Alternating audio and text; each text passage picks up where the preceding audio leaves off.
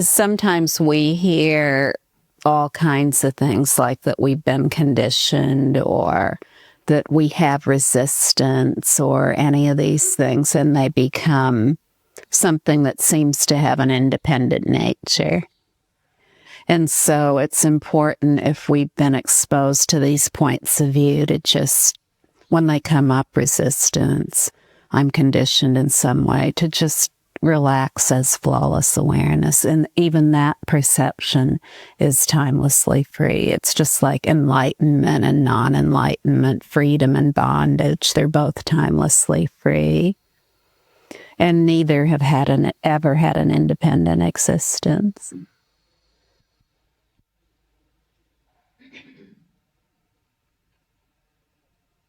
Where would the one be to resist?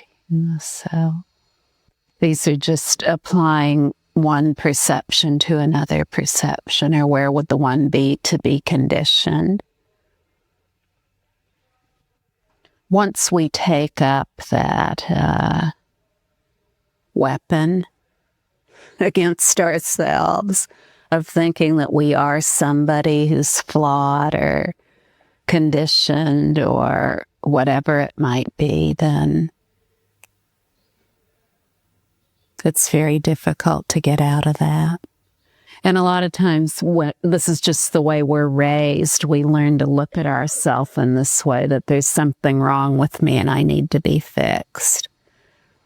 And so we have people who say things to us like, you're arrogant or resistant or intellectually overwrought or whatever it might be, or too emotional, or, all these things, whatever they are. You're conditioned, or some other things. You have an ego and it needs to be smashed or annihilated. Yikes. So then we carry those things around like a heavy load. It's a very heavy load, and it's very de-energizing. And so then when we hear about something like the timeless freedom of the mind, we think, oh, this is great. I really want this. And because we have this habit of thinking of ourselves as flawed, then for most of us, we go to a teaching where they'll agree with us. They'll say, yeah, you are flawed. You do need to be fixed up. You really need to be deflawed. You need to be deconditioned. And so then we get into that whole thing, but that's just really more conditioning. The simple approach is to maintain flawless awareness in all circumstances without needing to contrive any circumstances whatsoever. And even if you are sitting in meditation or whatever you're doing in your life, to know that nothing needs to be changed about that. It's just that if you are meditating, allow all perceptions, whatever they are, all appearances, to be completely uncontrived, unrestrained, unrestricted. Whether you're sitting on a meditation cushion or doing walking meditation, or you don't do any of that and you're just going on about your ordinary life. But especially if you are sitting in meditation, let all perceptions, whatever they are, be wide open and free, unrestricted.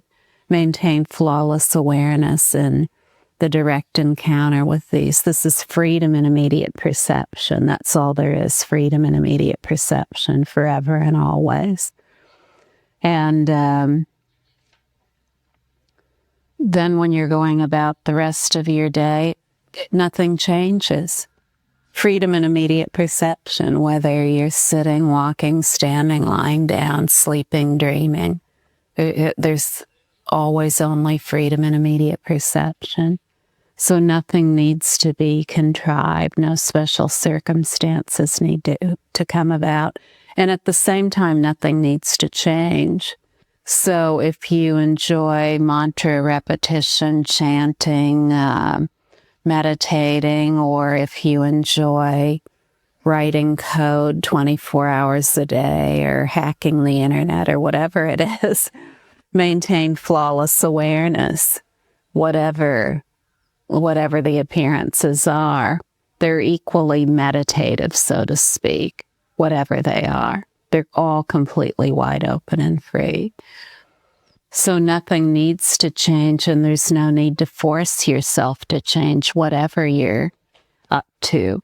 Just know that there are no causes leading to results. There are no causes leading to results. There are no causes leading to results.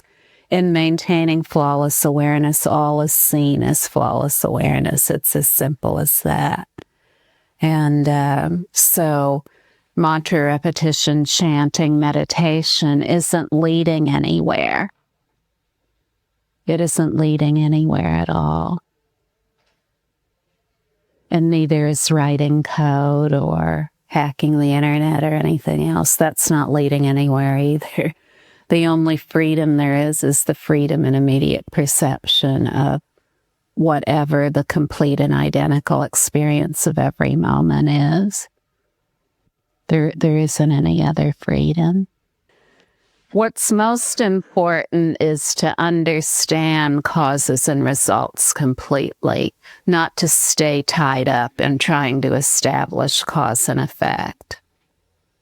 Now, causes and effects can only be understood from the soul cause and the soul effect, which is awareness. So if you really want to know about causes and effects, then maintain flawless awareness, and you'll know everything that is to be known about cause and effect. Until then, there's just spinning around and trying to look at all these things and sort them out intellectually. Luminous mind is completely beyond causes and results.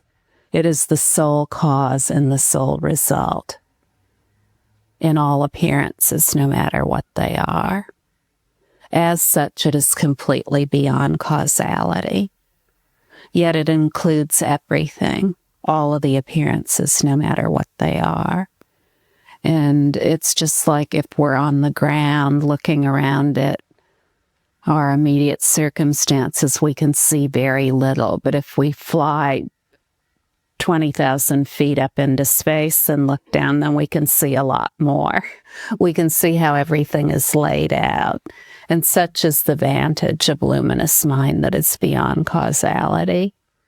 It understands everything completely and so thoroughly that it is a master of what appears, of whatever appears. And we first of all see this in our own thoughts and emotions. We see that we've had thoughts and emotions that have been greatly troubling and problematic, or that we believe have caused us great happiness. Yet when we maintain flawless awareness, we see that all of these thoughts and emotions are equal, and they always have been. So in that way, we show ourselves that awareness has mastery over all appearances.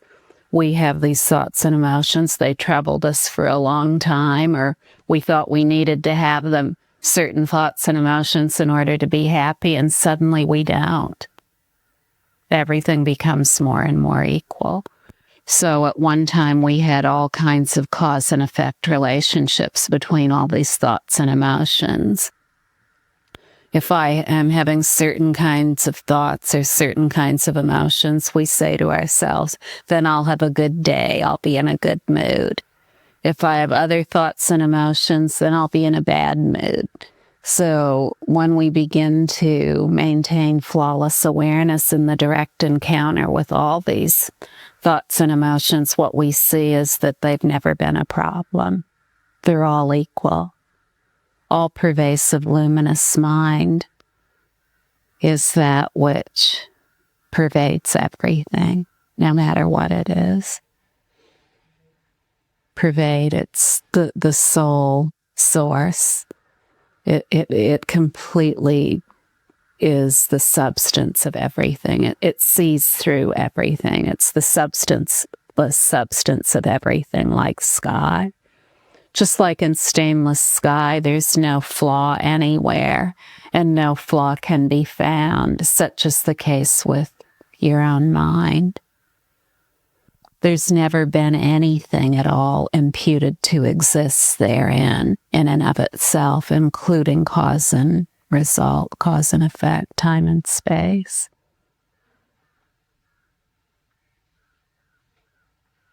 When we know cause and effect in time and space, and that's all we know, then that's all we know.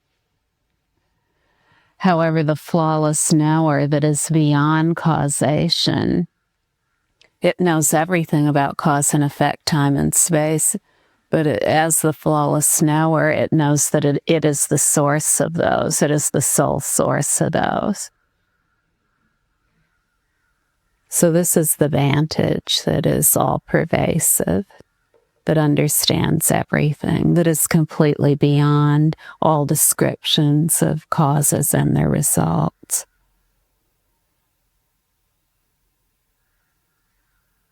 Then suddenly you're singing.